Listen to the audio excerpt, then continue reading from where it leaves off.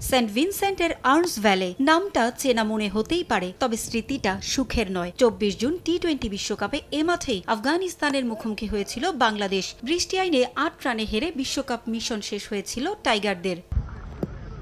বিশ্বকাপ যেখানে শেষ, সেখান থেকেই শুরু হচ্ছে টি-20 সিরিজের, তাও এমন একটা সময়ে যখন টানা 3 ওয়ানডেতে হেরে ব্যাকফুটে পুরো দল।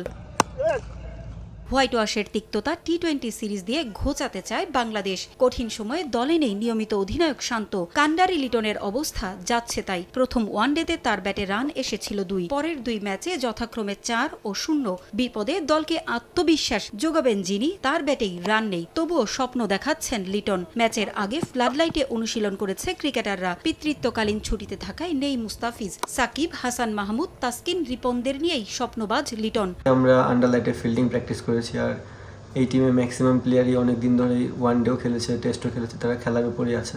2-1টা প্লেয়ার হয়তো বা নিউ, বাট তারাও 2-1টা সেশন প্র্যাকটিস করার সুযোগ পেয়েছে। টিম কম্বিনেশন কেমন হবে তা এখনও ঠিক করতে পারেনি ম্যানেজমেন্ট। সংক্ষিপ্ত সংস্করণে রভম্যান পাওয়েলদের চেয়ে বেশ পিছিয়ে বাংলাদেশ। তবে বিগ ব্যাশ ও ইনজুরির কারণে অনেক তারকা ক্রিকেটার নেই ওয়েস্ট ইন্ডিজের এই দলে। তবে সেসব নিয়ে না ভেবে ম্যাচ জয়েই চোখ রাখছেন লিটন। অর্ধেক পাউডারে দ্বিগুণ উজ্জ্বলতা, নতুন রিন অ্যাডভান্সড অর্ধেক পাউডারে দ্বিগুণ উজ্জ্বলতা। ওয়ার্ল্ড কাপের যে উইকেটটা ছিল আর এই উইকেটটার মধ্যে একটু ডিফারেন্সই দেখা গেছে। তারা হয়তো বা প্রিপেয়ার করেছে ডিফারেন্টভাবে। আমরা এখন ওইভাবে চিন্তা ভাবনা করিনি। আমাদের টিম কমিউনিকেশন চিন্তা ভাবনা করে তারপর এই জিনিসটা আগাবো।